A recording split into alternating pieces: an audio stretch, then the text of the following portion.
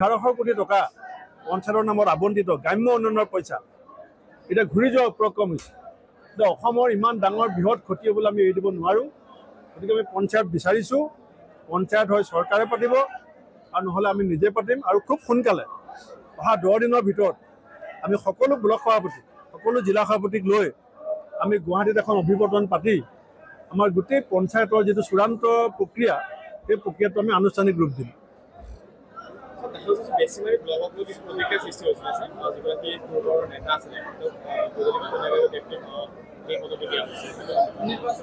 চাওক, আমি গোটেই অসমত যেতিয়া ডিলিমিটেশ্যন হৈ গ'ল, হৈ যোৱাৰ পাছত আগতকৈ ব্লকৰ সংখ্যাও বাঢ়িলে আৰু বহুত ব্লকৰ সীমাবিলাক বদলি হ'ল, যিটো কাৰণে আমি 292খন ব্লক আমি নতুনকৈ বনাবলগীয়া হৈছে। আৰু আমি উলিয়াইছোঁ।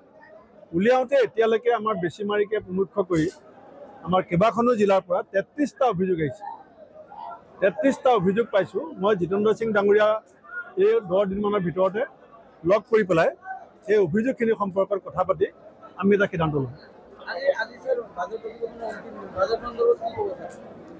আজি যিটো সময়ত বিত্তমন্ত্ৰীয়ে বাজেট পাছ কৰি আছে, আপুনি দেখিছে, সেইটো সময়ত আমি মিটিঙত বহি আছোঁ। সেইকাৰণে বাজেটখন মই আজি অধ্যয়ন কৰি পেলাই কালিলৈ আমি আমাৰ কংগ্ৰেছ দলৰ যিটো প্ৰতিক্ৰিয়া, আমাৰ বিধানসভাতো দিবই, দল হিচাপেও আমি কাইলৈ এখন প্ৰেছ মিট কৰিম। কিন্তু এষাৰ কথা খালি মই মুঠতে কওঁ যে মুখ্যমন্ত্ৰীয়ে মই শুনিছোঁ যে কলেজ আৰু ইউনিভাৰ্চিটিত পঢ়া ল'ৰাবিলাকক 2500কে টকা দিব। 2500 টকা কলেজ আৰু ইউনিভাৰ্চিটিৰ ছাত্ৰ ছাত্ৰীক দিম বুলি কৈছে। মই তেখেতক আহ্বান জনাইছোঁ যে পঢ়ি থাকোঁতে আপুনি 2500 টকা দিব, ঠিক আছে, কিন্তু 36,46,000 যে পঞ্জীভূত নিবনুৱা, এই বাজেটৰ জৰিয়তে আপুনি তেওঁলোকক কি দিব বিচাৰিছে? আৰু পঢ়ি থাকোঁতে যিবিলাক ল'ৰা ছোৱালীয়ে 2500 টকা পাব, ল'ৰাই যেতিয়া BA পাছ কৰি কলেজৰ পৰা ওলাব, যেতিয়া MA, MSc, MCom পাছ কৰি ইউনিভাৰ্চিটিৰ পৰা ওলাব, তেতিয়া আপুনি তেওঁলোকৰ সংস্থাপন লগে লগে দিব নিদিয়ে, উপাৰ্জনটো থাকিব নাথাকে।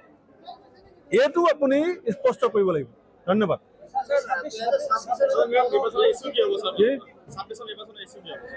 এতিয়া পঞ্চায়ততে চাই লওক, ইছ্যু ৰাইজে বনাই আছে।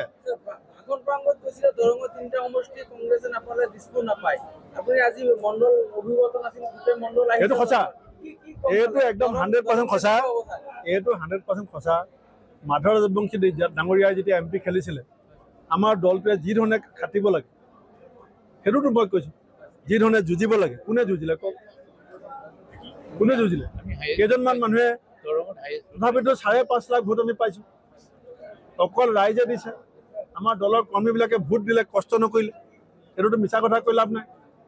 2খন নে 3খন ৰেলী হ'ল, নিয়মমতে হ'ব লাগিছিলে। কিন্তু পঞ্চায়তত চাব, আমাৰ ভোট দুগুণ বৃদ্ধি পাব। আৰু দৰঙত যেতিয়া 3টা ছিট দেখিব, দিছপুৰত আমাক কোনে ৰাখিব? হ'ব।